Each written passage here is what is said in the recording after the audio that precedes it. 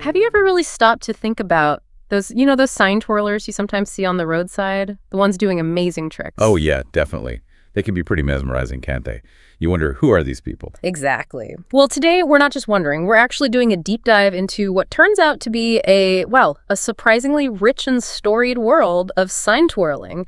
And we're focusing on one figure who's apparently quite enigmatic, maybe even iconic in that space. Right. And our main source for this is this really fascinating interview we found.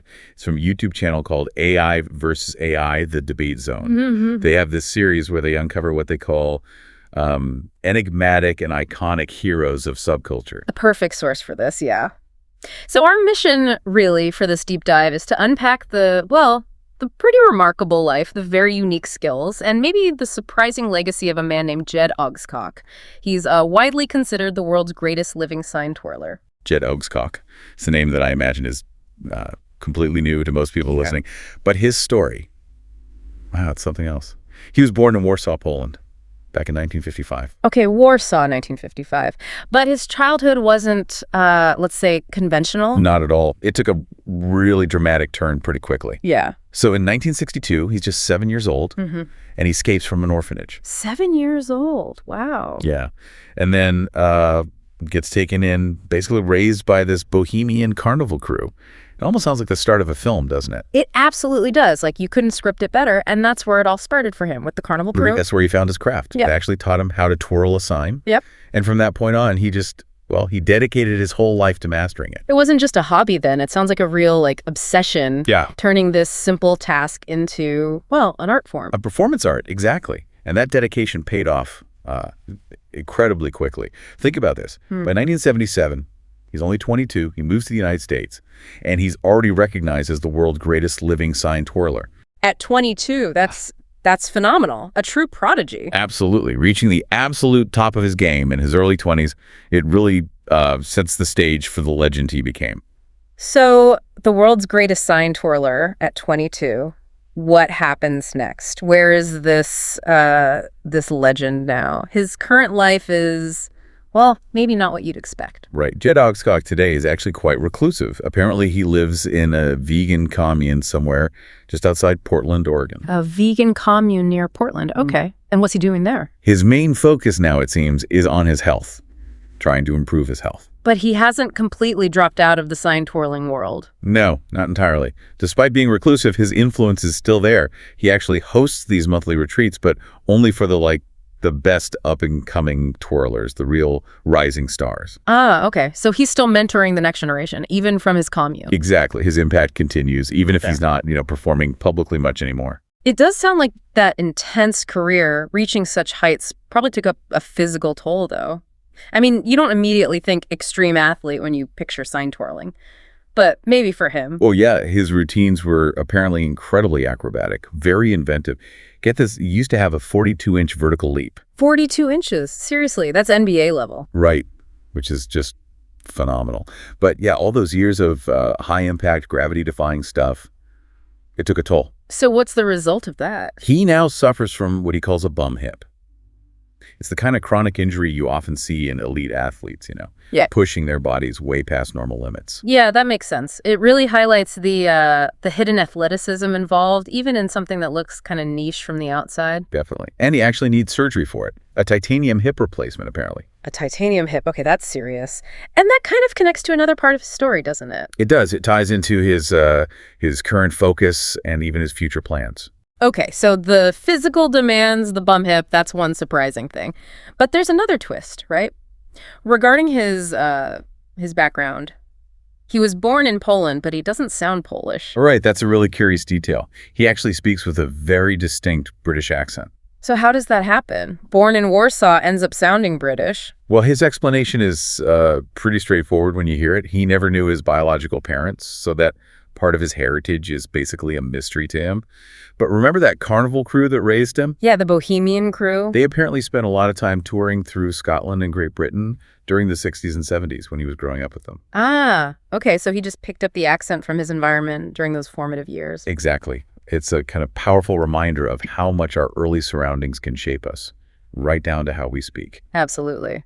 And speaking of his biological background or lack of knowing it, He has a pretty unique reason for not doing, like, a DNA test. Oh, this is brilliant. Yeah. Yeah, he apparently refuses to do any of those DNA tests because he's afraid. He literally fears that some company would get hold of his DNA, sell it, and then, and I'm quoting him here, create a sign-twirling army to take over the world or something. And laugh slightly. A sign-twirling army. Okay, that definitely adds to the Enigmatic character, doesn't it? A little paranoid, maybe. Or maybe just very protective of his unique genetic gift. But yeah, it's certainly memorable. Okay, so moving from his quirky personality traits to his actual career highlights, what was a peak moment for him? Well, according to the interview, one of his absolute most memorable performances was at the British Open, the golf tournament. The British Open. Okay, interesting venue. Which year? 1970, the year Jack Nicklaus won. Imagine that scene, the Open, Nicklaus winning, and Jed Augzkawk twirling a sign. That's quite the backdrop. Did he do anything special there? He did more than just entertain. That performance was apparently where he debuted this completely groundbreaking, innovative move. It had this incredible name, the triple Lindy spinning back twist from an inverted goofy stance. Say that again, triple Lindy? Triple Lindy spinning back twist from an inverted goofy stance. Wow. Can you even picture that? Spinning the sign, twisting his body, ending up kind of upside down. Sounds incredibly complex, like something that really pushed the boundaries of what anyone thought was possible with just, a sign, redefining the acrobatics involved. And there may be footage. Apparently.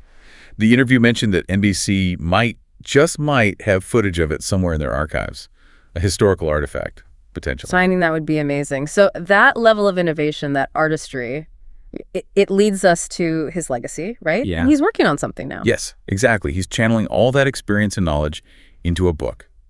It's called The Art of Twirling Signs. The Art of Twirling Signs. Yeah. Simple, direct, I like it. And there's a nice little detail about the cover art. Oh, Apparently the graphics for the cover were designed by one of his girlfriends there at the commune. Sort of a community project. that's quite sweet. But it's not just a small-time project, is it? The book itself. Oh, no, far from it. On the business side, there's actually a major bidding war happening for the publishing rights between Random House and HarperCollins, two huge players. Wow. Okay, so the publishing world sees real value there. Definitely. And if you connect the dots, remember the hip surgery he needs. The titanium hip, yeah. Well, the story goes, he's holding out in this bidding war, trying to get the absolute biggest signing bonus possible because he needs that money to fund the surgery. It all ties together. The book isn't just about legacy. It's literally about enabling his physical future, his health. Precisely. It's vital for him. And this book, it's not just his story, it's his techniques, right? He makes a pretty big claim about his influence, doesn't he? He makes a very bold claim. Jed basically states that all the really high-quality sign twirlers you might see out there today, the best of the best, as he puts it. Yeah. He claims they were all trained by him at some point in their careers. All of them. That's huge. That basically makes him the Grandmaster, the single origin point for modern elite sign twirling. That's certainly how he positions himself. There's It suggests this whole hidden lineage, doesn't it? Yeah. Like a secret history behind those roadside performances. It really does. And he's promising to reveal the secrets. Yeah, he claims most of the secrets behind those really eye-catching, complex routines. They'll be in the book.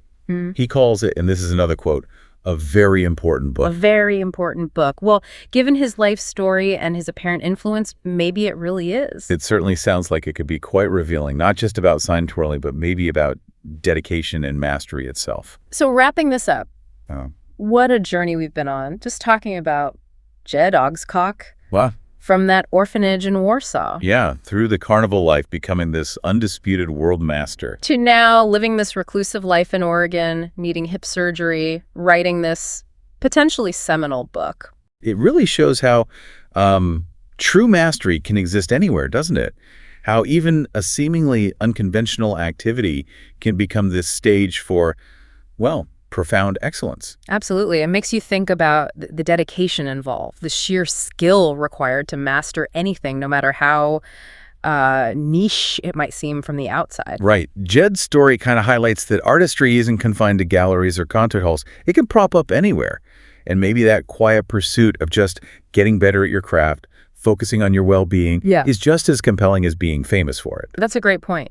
And maybe as you, the listener, go about your day now, maybe you'll see things a bit differently. You might notice those little performances happening around you, the skill involved in everyday things. Yeah, what does it really take to dedicate your life to something, to really push the limits of a skill? And it makes you wonder, how many other hidden masters, these subculture heroes, as the source called them, how many are out there quietly shaping these small, maybe overlooked, but still memorable parts of our world? Yeah, just waiting to be noticed.